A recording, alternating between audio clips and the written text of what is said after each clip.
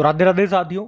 और ये हमारे 4 अक्टूबर के इम्पोर्टेंट करंट अफेयर्स की क्लास है। मॉर्निंग में वीडियो किसी कारण से मैं अपलोड नहीं कर पाया और मैंने मॉर्निंग में आपको टेलीग्राम पे भी और कम्युनिटी पोस्ट पे भी मैसेज सेंड कर दिया था ताकि स्टूडेंट वेट ना करते रहे, उनको पता हो कि मॉर्निंग में वीडियो नहीं आएगा, इवनिंग तक आएगा। तो क्या कारण था, इन सब चीज़ों में मैं आपका टाइम वेस्ट नहीं करूँगा। बिना टाइम वेस्ट करे स्टार्ट करते हैं आज की इंपॉर्टेंट करंट अफेयर्स। तो सबसे पहले बुक लेते हैं हम। ये बुक है, इसको अभी लॉन्च किया गया, जिसका नाम है विंग्स ऑफ वेलोर। इस बुक को किसने लिखा है, ये प्रश्न पूछ रहे हैं। तो उत्तर हो जाएगा स्वप्निल पांडे ने लिखा है। बुक का नाम याद रखेंगे, विंग्स ऑफ वेलोर, लिखा है स्वप्निल पांडे ने। और इसको लॉन्च किया है हमारे जो एयर चीफ मार्शल हैं अमरप्रीत सिंह ने। और इस बुक में इंडियन एयरफोर्स से संबंधित 2 कहानियां इन्होंने लिखी है, जिसमें इंडियन एयरफोर्स के मिशन और उनके करेज के बारे में बताया गया है इन कहानियों में। तो बुक का नाम है विंग्स ऑफ वेलोर, लिखा है स्वप्निल पांडे ने। चलो कुछ और इंपॉर्टेंट बुक्स, पुस्तकें जो भी न्यूज़ में रही, मैं आपको रिवाइज करवाता हूँ।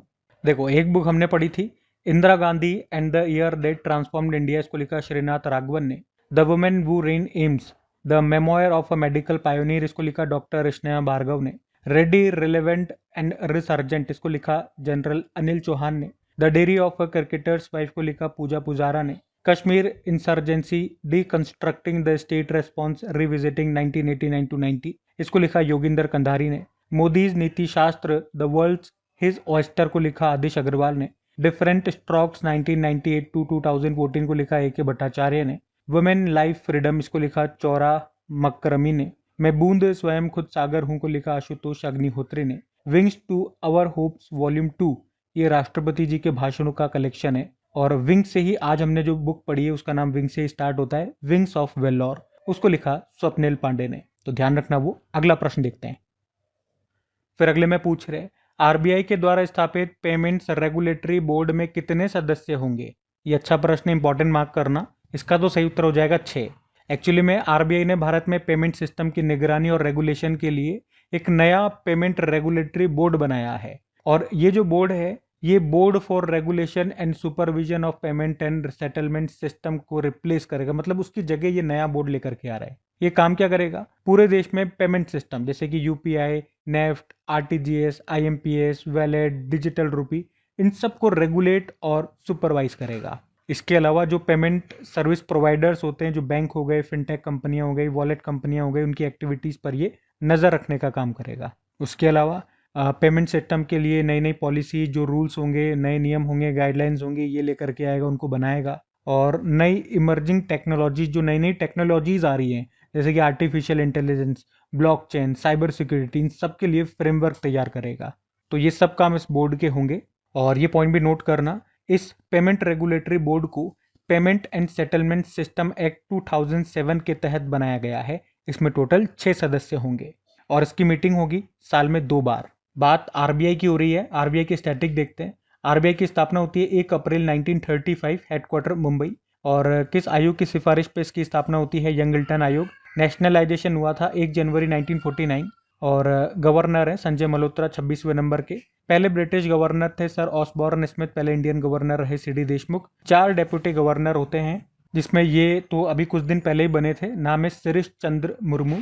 और टी रविशंकर हैं, स्वामीनाथन जानकी रमन है, और पूनम गुप्ता भी इसी साल बनी थी। ये 4 डेप्यूटी गवर्नर के नाम भी याद रखना। अगला प्रश्न देखते हैं। फिर अगले में पूछ रहे, हाल ही में सेंट्रल बैंक ऑफ इंडिया का सीईओ किसे नियुक्त किया गया है। तो आंसर होगा कल्याण कुमार को। तो अभी सरकार ने कल्याण कुमार को 3 सालों के लिए सेंट्रल बैंक ऑफ इंडिया का एमडी सीईओ नियुक्त किया है। अच्छा, इनके अलावा एक और अपॉइंटमेंट हुआ बैंकिंग में, आशीष पांडे का। यूनियन बैंक ऑफ इंडिया में एमडी सीईओ इनको नियुक्त किया गया। तो बैंकिंग में 2 अपॉइंटमेंट हैं, एक तो कल्याण कुमार का और आशीष पांडे का। Kalyan Kumar central bank of India में एमडी सीईओ बने और Ashish Pandey union bank of India में एमडी सीईओ बने। दोनों बैंकों की भी चर्चा कर लें स्टैटिक कुछ। सेंट्रल बैंक ऑफ इंडिया स्थापना होती है 21 दिसंबर 1911, मुंबई महाराष्ट्र में मुख्यालय है। एमडी सीईओ कल्याण कुमार बन गए। टैगलाइन क्या होती है, सेंट्रल टू यू सिंस 1911। और यूनियन बैंक ऑफ इंडिया की स्थापना होती है 11 नवंबर 1919 में। हेडक्वार्टर इसका भी मुंबई में है। एमडी सीईओ हमने देखा आशीष पांडे बन गए और इसकी टैगलाइन होती है good people to bank with. ठीक है, तो दोनों मैंने एक साथ बता दिए, ध्यान में रखना। अगला प्रश्न देखते हैं। फिर अगले में पूछ रहे, अभी हाल ही में महात्मा गांधी सेवा पुरस्कार 2025 किसे दिया गया। तो आंसर होगा रामचंद्र गुहा को। अच्छा, ये महात्मा गांधी सेवा पुरस्कार की पहले बात करें कि किसके द्वारा दिया जाता है। कर्नाटक सरकार के द्वारा दिया जाता है और गांधीयन फिलॉसफी को बढ़ाने के लिए ये पुरस्कार दिया जाता है। और अभी 2025 का ये महात्मा गांधी सेवा पुरस्कार दिया गया प्रसिद्ध इतिहासकार रामचंद्र गुहा को। रामचंद्र गुहा, इन्होंने भारत के इतिहास के ऊपर कई सारी पुस्तकें लिखी है। ये देहरादून उत्तराखंड से बिलोंग करते हैं। कुछ फेमस पुस्तकें इनकी हैं जैसे कि India after Gandhi, India before Gandhi, Gandhi the years that change the world. और इन्हें जैसे अवार्ड्स की बात करें, पद्म भूषण मिल चुका है 2009 में, साहित्य अकादमी पुरस्कार इनको 2011 में मिल चुका है। और इस अवार्ड की बात करें, महात्मा गांधी सेवा अवार्ड, तो ये अवार्ड गांधीयन फिलॉसफी को बढ़ाने और समाज सेवा के लिए दिया जाता है। इसकी शुरुआत 2014 में की थी। कौन देता है? कर्नाटक सरकार देती है और प्राइज मनी के रूप में 5 लाख रुपए इसमें देती है। तो इस बार का याद क्या रखना है आपको वन लाइन में, 2025 का महात्मा गांधी सेवा पुरस्कार किसे दिया गया? रामचंद्र गुहा को दिया गया। यह आपको याद रखना है। अब अवार्ड वाला प्रश्न है, कुछ इंपॉर्टेंट अवार्ड्स मैं आपको रिवाइज कराता हूँ। मातृभूमि साहित्य पुरस्कार 2024 दिया गया सारा जोसेफ को, मलयाली भाषा की प्रसिद्ध लेखिका हैं। एशियाई athletics leadership gold pin award Adille J Sumariwalla को दिया गया। ये विश्व एथलेटिक्स के उपाध्यक्ष और भारतीय एथलेटिक्स महासंघ के पूर्व अध्यक्ष हैं। संयुक्त राष्ट्र सासाकावा पुरस्कार 2025 मिला है मृत्युंजय महापात्रा को। Global Indian of the year पुरस्कार सदगुरु जग्गी वासुदेव को दिया गया। अमेरिकन म्यूजिक अवार्ड पाने वाली भारतीय मूल की पहली संगीतकार है राजा कुमारी। पीएम मोदी ने किस देश का सर्वोच्च नागरिक सम्मान grand cross of the order of Makarios तृतीय पुरस्कार से ये सम्मानित किया? पीएम मोदी को किस देश का? ये साइप्रस का है। फूड प्लेनेट पुरस्कार 2025 नाइट्रोकैप्ट को मिला। ये एक स्वीडिश स्टार्टअप है। जेसीबी पुरस्कार 2018 में स्थापित किया गया था, एक भारतीय साहित्यिक पुरस्कार है, पर अभी से आधिकारिक तौर पर बंद कर दिया गया। तो 2 पॉइंट याद रख लो, पहली बार किसे मिला था और आखिरी बार। पहली बार दिया गया था 2018 में बेनियामिन को, और आखिरी बार 2024 का दिया गया था, 7वां संस्करण था, उपमन्यु चटर्जी को। जैन समाज ने पीएम मोदी को धर्म चक्रवर्ती सम्मान से नवाजा। और मोदी जी को अभी घाना देश का सर्वोच्च नागरिक सम्मान officer of the order of the star से सम्मानित किया गया। पीएम मोदी को त्रिनिदाद एंड टोबैगो का सर्वोच्च सम्मान भी मिला, जिसे कहते हैं the order of the Republic of Trinidad and Tobago. ठीक है, ये सारे इसी साल के इंपॉर्टेंट अवार्ड से ध्यान में रखना। अगला प्रश्न देखते हैं। फिर अगले में पूछ रहे, टाटा ग्रुप के द्वारा भारत की पहली private helicopter final assembly line कहां पर स्थापित की जाएगी? तो आंसर होगा कर्नाटक में। तो वैसे तो ये प्रश्न मैं आपको पहले भी पढ़ा चुका हूं, लेकिन अभी इन्होंने फाइनलाइज कर दिया कि इनकी जो फाइनल ये हेलीकॉप्टर को जो असेंबल करेंगे वो प्लांट ये कहाँ पर स्थापित करेंगे? कर्नाटक में। तो याद रखेंगे आप कि भारत का पहला प्राइवेट सेक्टर के द्वारा हेलीकॉप्टर असेंबली लाइन को ये कहाँ पर स्थापित किया जाएगा या कहाँ पर बनाया जाएगा? कर्नाटक में। कर्नाटक में भी कहाँ? विमेगल नामक स्थान में। और कौन कौन मिलकर के बनाएंगे? एयरबस, ये फ्रांस की एक कंपनी है, और भारत की टाटा कंपनी मिलकर के इसको तैयार करेंगी। क्या बनाएंगे, क्या तैयार करेंगे? तो H-125 हेलीकॉप्टर का निर्माण होगा यहाँ पे। और आप कह सकते हो ये भारत में बना पहला made in India Airbus H-125 helicopter होगा, और 2027 तक ये बनकर कंप्लीट हो जाएगा।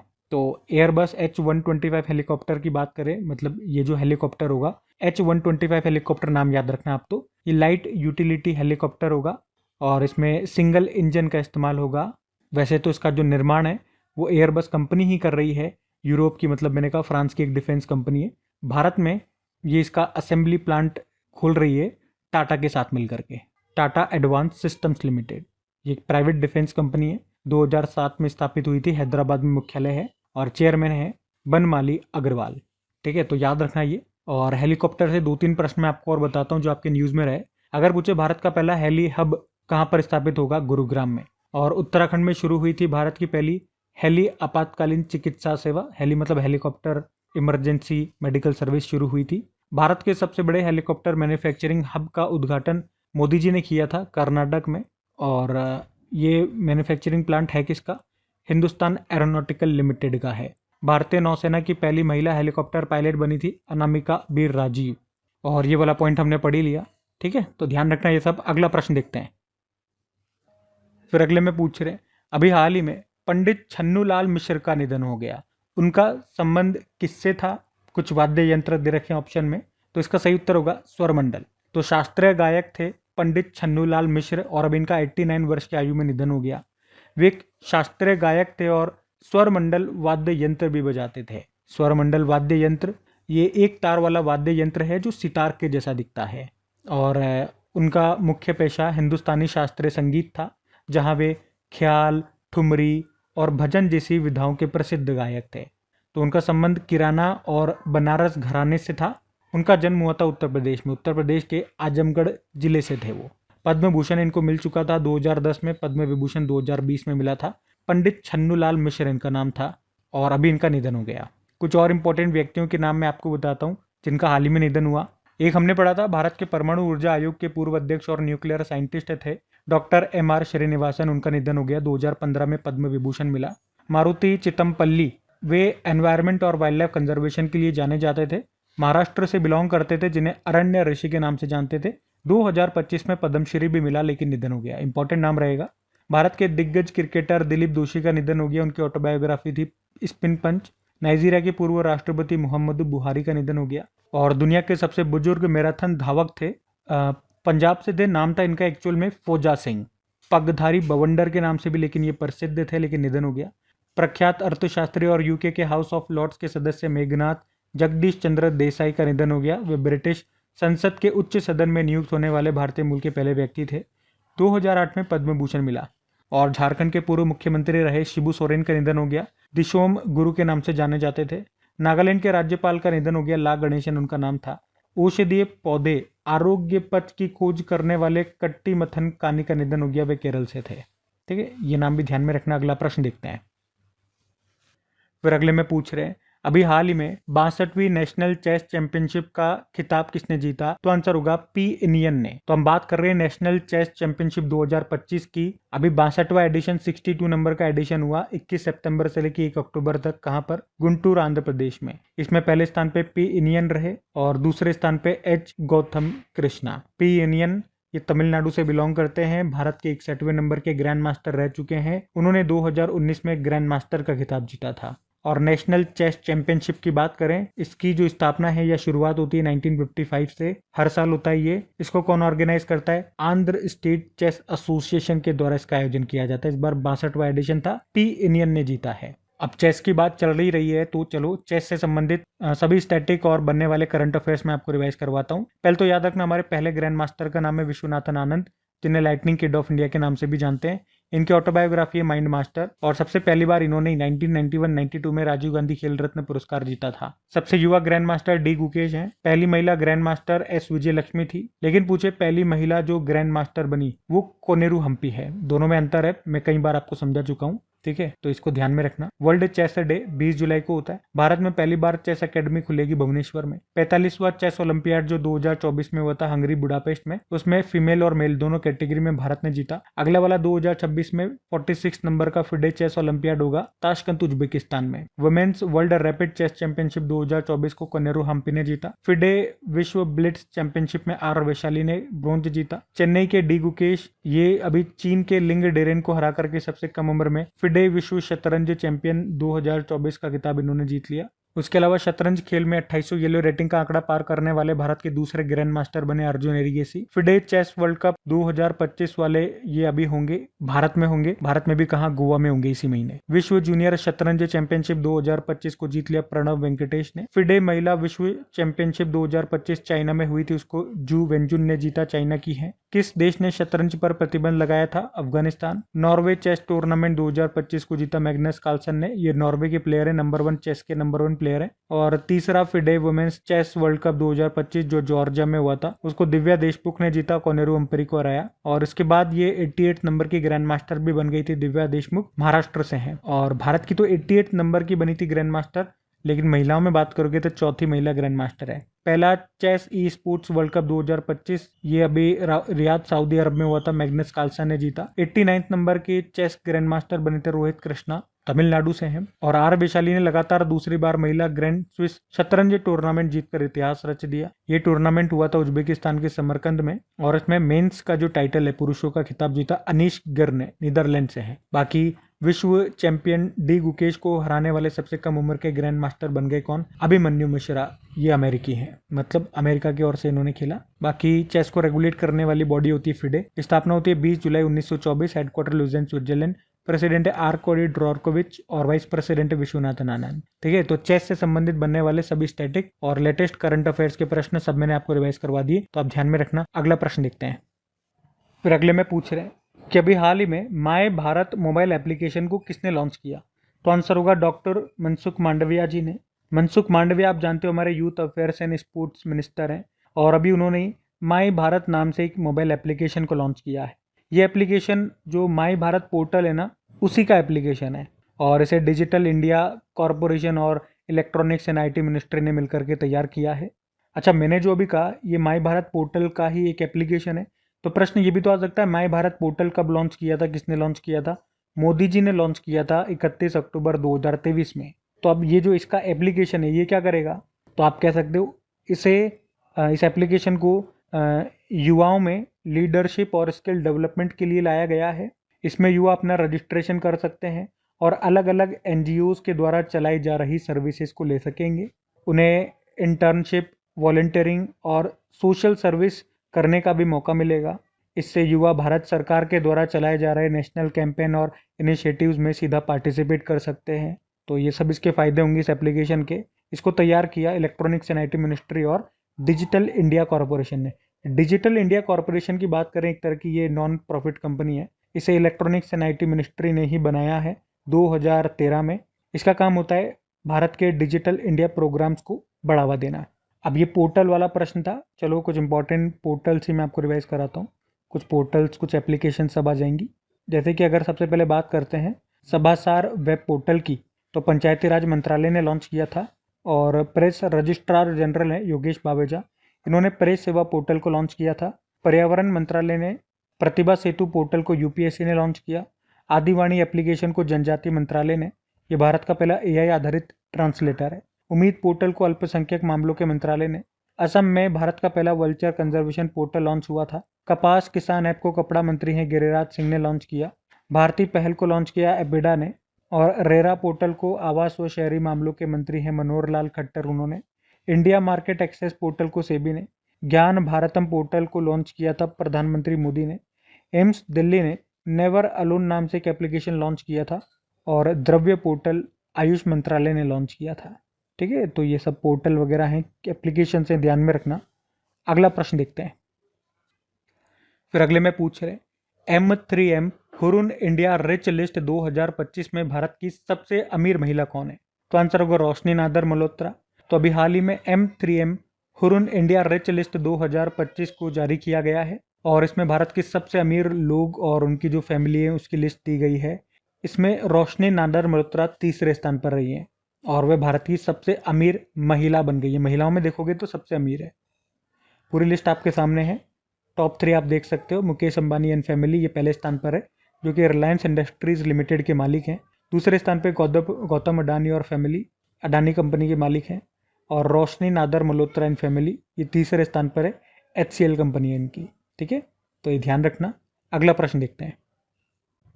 फिर अगले में पूछ रहे हैं अभी international shooting sports federation junior world cup में भारत कौन से स्थान पर रहा?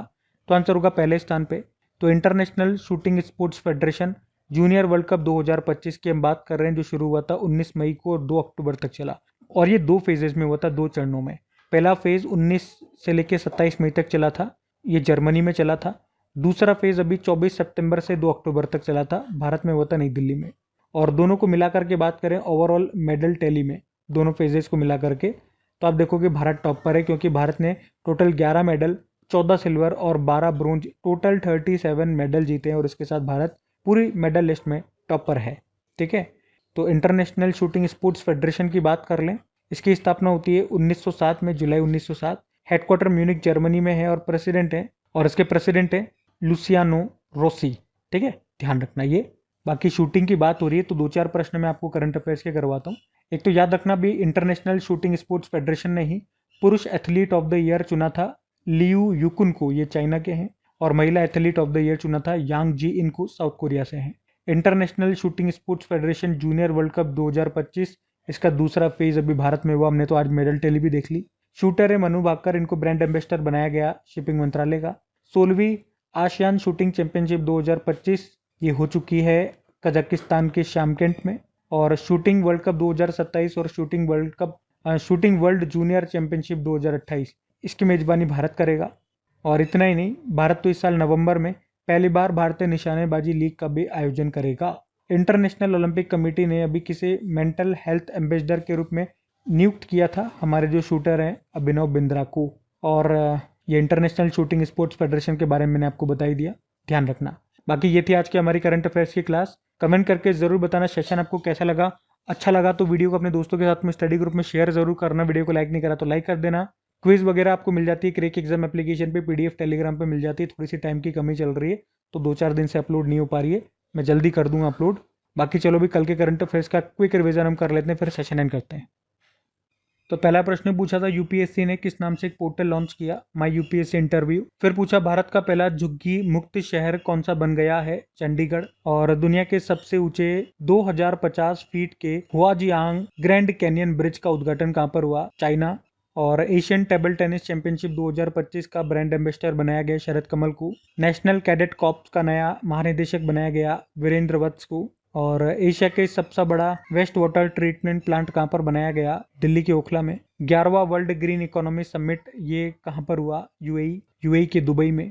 और हर साल अंतर्राष्ट्रीय अहिंसा दिवस मनाया जाता है 2 अक्टूबर को। एक बुक आई थी home coming, mental health journey of resilience healing and wellness को लिखा है 2 जनों ने, नेहा कृपाल और नंदनी मुरली ने। और आखिरी प्रश्न था दिल्ली का नया मुख्य सचिव बनाया गया चीफ सेक्रेटरी राजीव वर्मा इनका नाम है। चलो कल का भी होमवर्क प्रश्न देख लेते हैं और सेशन एंड करते हैं। तो कल आपसे पूछा था हैरत उत्सव ये कहाँ पर मनाया गया, तो हैरत उत्सव मनाया जाता है जम्मू कश्मीर में। आप सभी ने प्रश्न का बिल्कुल सही उत्तर दिया। अब ये आज का आपका होमवर्क प्रश्न।